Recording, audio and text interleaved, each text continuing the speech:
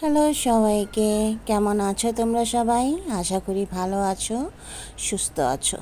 আবারও নতুন একটা ব্লগ নিয়ে হাজির হলাম তোমাদের মাঝে। আশা করি ভালো লাগবে। এই বৃষ্টি, এই রোদ, রোদ উঠলে আকাশটা এত সুন্দর লাগে, মনে হয় যেন শরতের আকাশ। সাদা মেঘ, নীল আকাশ, ভালো লাগে দেখতে অনেক, তাই তোমাদের সাথে একটু শেয়ার করলাম।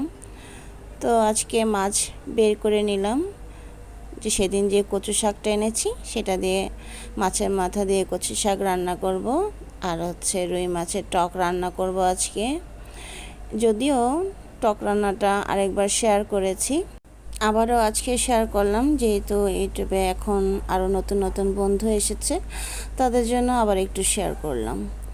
তো মাছগুলাকে লবণ হলুদ দিয়ে মেখে রেখেছি। এখন পেঁয়াজগুলাকে কুচিয়ে নেব, একদম মিহি কুচি করে নেব, তাহলে খেতে ভালো লাগবে। আর সব কিছু তৈরি করাটা আসলে অনেক কঠিন, তাই না? রান্না করতে তো আর বেশি সময় লাগে না। সব কিছু যদি তৈরি করা থাকে, জোগাড় করা থাকে, তাহলে রান্না করতে অনেক কম সময় লাগে এবং ঝটপট হয়ে যায়। কিন্তু এই তৈরি করাটাই তো অনেক কঠিন, তাই না? যারা আমরা রান্না করি গৃহিণীরা, তারা তো অবশ্যই জানি যে সব কিছু যোগান দেওয়াটা কত কঠিন। এই তো আমার পেঁয়াজ কুচি হয়ে গেছে, এখন টমেটোটাকে কুচি করে নেব। যেহেতু এটা বরফ, একটু কষ্ট হয়েছে, কারণ ফ্রিজ থেকে বের করছি। যাই হোক, তারপরেও হয়ে গেছে আর কি, বেশি সময় লাগে নাই। তো এইভাবে করলে হয়তো তাড়াতাড়ি হয়ে যায়। তো এটা আমি অনেক দিন আগে কিনেছিলাম, ব্যবহার না করতে করতে দেখা যায় একটু টাইট হয়ে গেছে, তাই ভাবলাম আজকে একটু ব্যবহার করি। সব জিনিসেই, যে কোনো জিনিসেই তুমি যদি সেটাকে ব্যবহার না করো, তাহলে দেখা যায় ঝং পড়ে যায় বা নষ্ট হয়ে যায়, জ্যাম লেগে যায়, তাই না? তো এরকমই মানুষের জীবনটাও কিন্তু এমনই। যদি তুমি কাজ না করো, তাহলে দেখা যায় শরীরে অলসতা চলে আসবে, কোনো কাজ করতেই ভালো লাগবে না। তাই সবসময় দেখা যায় কাজের মধ্যে থাকলে কাজের এনার্জি বাড়ে, মন মানসিকতাও ভালো থাকে, আর তোমার ঘর পরিষ্কার থাকে, সব কিছুই ভালো থাকে, তাই না? এরকমই আর কি, সব জিনিসেই যত্নের প্রয়োজন হয়। যত্ন করলে রত্নও মিলে, আগের দিনে মানুষরা বলতো। এর কথাটা কিন্তু 100% সত্যি কথা, তাই না বলো? যাই হোক, তেল শেষ হয়ে গেছিলো, তেলের বোতলে তেল ভরে নিলাম। তো এখন রান্না করব। এই তো আমার কচু শাকটা শুক্রবার দিন যে এনেছিলাম সেটা, এই যে আম আর টমেটো কুচি, পেঁয়াজ কুচি, সব কিছু রেডি করে নিয়েছি, এখন রান্না করব। এটা কিন্তু শনিবারের ব্লগ, কালকে দেওয়ার কথা ছিল, কিন্তু কালকে আমার শরীরটা তেমন ভালো ছিল না, তাই ভয়েস দেওয়া হয়নি, সে কারণে ভিডিওটা আমি দিতে পারি নাই, তো আজকে দিলাম। তো কচু শাক রান্না করতে তো আমরা সবাই জানি, তাই না?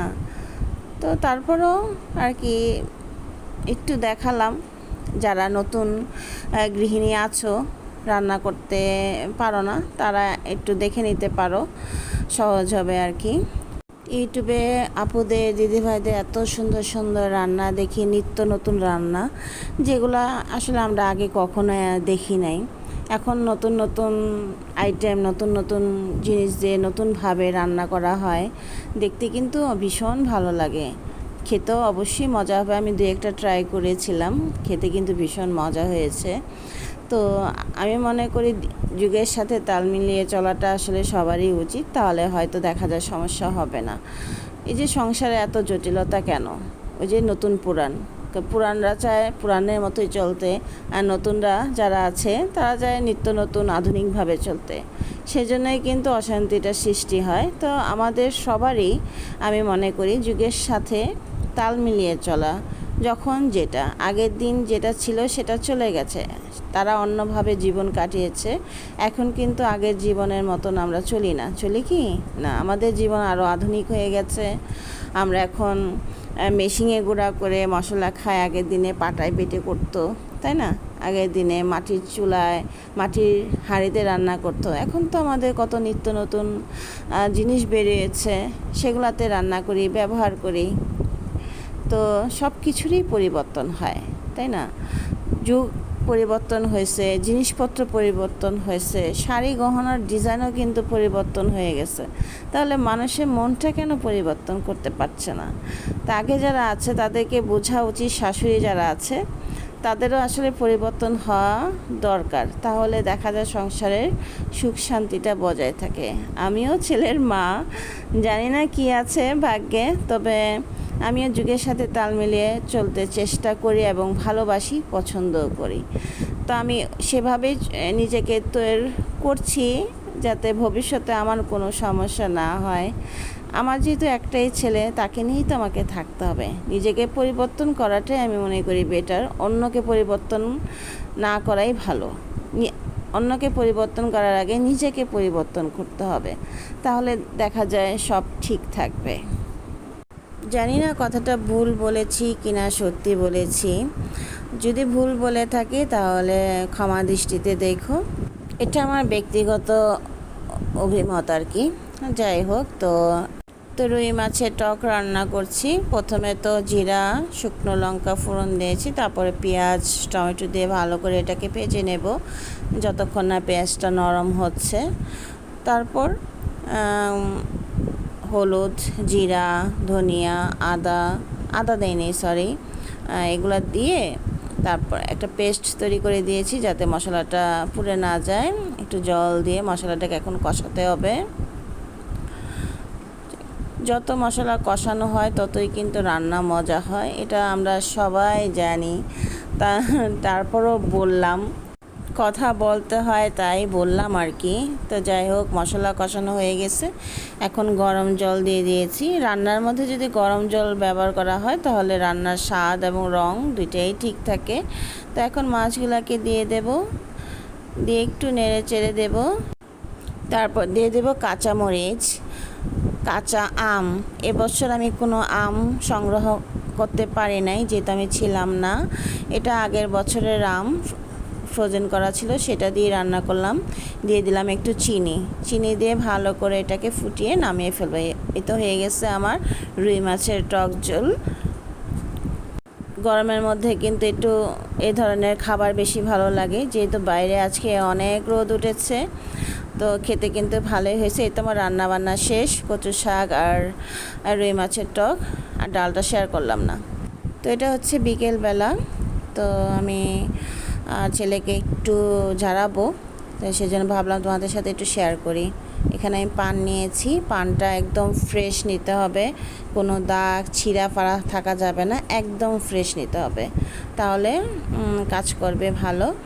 আর এটার সাথে কি কি লাগবে সেটাও তোমাদের বলে দিচ্ছি। 3টি শুকনো লঙ্কা, আর লবঙ্গ নিয়েছি, ফিটকেরি নিয়েছি, সিন্দুক লবণ নিয়েছি, আর কালো সর্ষে নিয়েছি।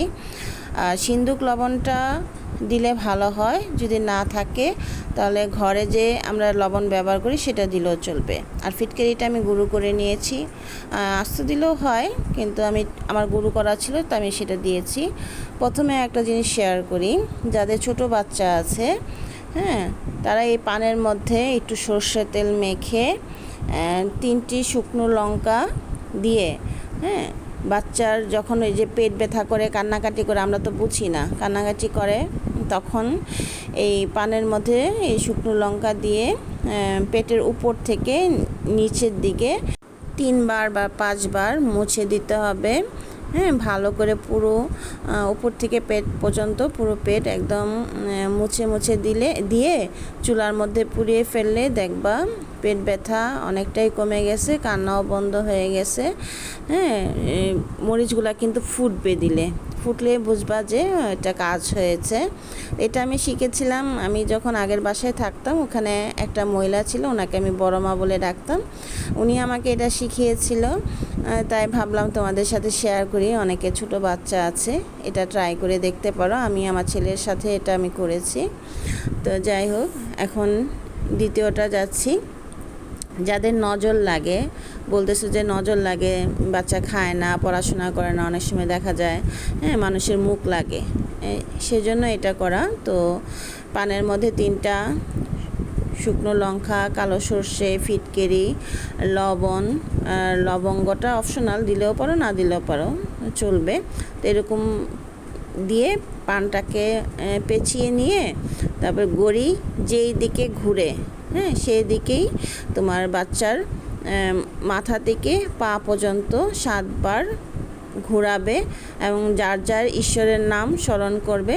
যে যে ধর্মেরই আছো, হিন্দু হোক, মুসলিম হোক, বৌদ্ধ হোক, যেই ধর্মেরই হোক, তোমাদের ঈশ্বরের নাম স্মরণ করে তারপরে 7 বার ঘোরাবে। ঘোরানোর শেষে এটা ঘরের বাইরে নিয়ে তুমি এটাকে পুড়িয়ে ফেলবে, যাতে এটার পুরা গন্ধ যার জন্য এই কাজটা করছো তার নাকে যেন না যায়। দরজা বন্ধ করে বাইরে যে এটা পুড়িয়ে ফেলবে, দেখবে অনেক ভালো কাজ করবে। কারণ এটা আমি ট্রাই করেছি আমার ছেলের ওপর, আমি ভালো উপকার পেয়েছি, সেজন্য ভাবলাম তোমাদের সাথে শেয়ার করি। এটা শুধু মঙ্গলবার আর শনিবার করতে পারবা, আর মাসে একবার করতে পারবা, এর বেশি করতে পারবা না। ছেলেকে করেছি, ছেলে ক্যামেরার সামনে আসতে রাজি হয় নাই। তো যাই হোক, আজ এই পর্যন্ত, সবাই ভালো।